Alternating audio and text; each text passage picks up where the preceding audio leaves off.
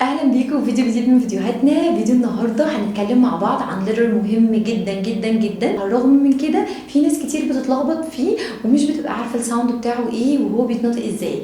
هو مين بقى اللتر ده؟ لتر بي. هو اسمه لتر بي. طيب هو بالراحه كده انا عايزه اعرف هو بابا سماه ازاي.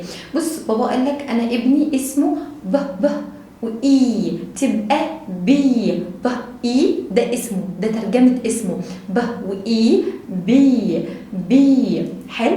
نيجي بقى لما اللتر بي ده كبر وبقى شخص كده مهم، بدا يطلع لنا ساوند، بدا يطلع صوت. ايه الساوند اللي بيطلعه اللتر بي؟ مبدئيا كده نعرف ان اللتر بي ده فايزد، الصوت بتاعه، الصوت اللي بيطلعه صوت منطوق قوي ليه شخصيه كده. خلاص يعني انا هسمع صوت بجد. خلاص طيب فهو ايه؟ قالك اول حاجه انت بتقفل شفايفك عن بعض. خلاص كل اللي احنا عايزينه واحنا بننطق لتر بي نكون فاكرين ان احنا كل الهواء اللي هيطلع مننا مش هيعدي من بقنا، هيطلع ويقف عند شفايفنا. فبنعمل ايه؟ فبنقفل شفايفنا، فبنقول ايه؟ ب.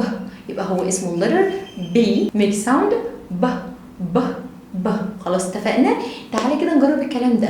ب باج. ب باص. ب bread. هتلاقي اللتر الساوند بتاعه قوي. خلاص بنقول ايه؟ باج. باص بنقول bread. ب bread. طب هو انا اعرف منين يعني ان هو letter voiced ومنطوق وقوي؟ حط ايديك على الفوكال كوردز بتاعتك هتلاقيها بترتعش. بص احنا بنقول ايه؟ ب الفوكال كوردز بتاعتي بتترجرب كده، يبقى ده voiced sound يعني صوت منطوق. خلاص اتفقنا. ب باك.